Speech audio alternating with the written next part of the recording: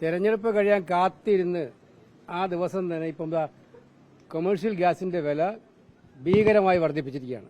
നിങ്ങളും ഞാനും ഇനി കഴിക്കാൻ പോകുന്ന ഭക്ഷണങ്ങൾ, ഹോട്ടലിൽ പോയി കഴിക്കാൻ പോകുന്ന ഭക്ഷണങ്ങൾക്ക് ഭീകരമായ വിലക്കയറ്റം ഉണ്ടാവാൻ വേണ്ടി പോകുന്നു.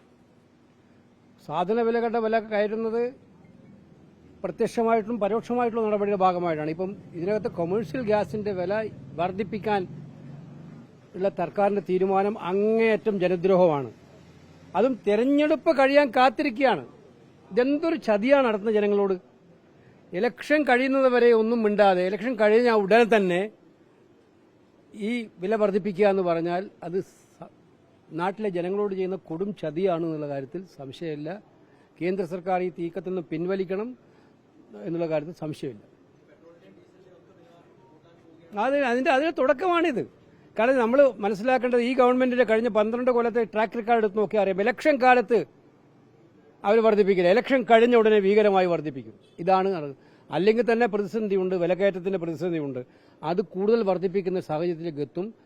ദേശവ്യാപകമായിട്ട് ഇതിനെതിരായിട്ടുള്ള പോരാട്ടം നടത്തേണ്ടതായിട്ടുണ്ട്.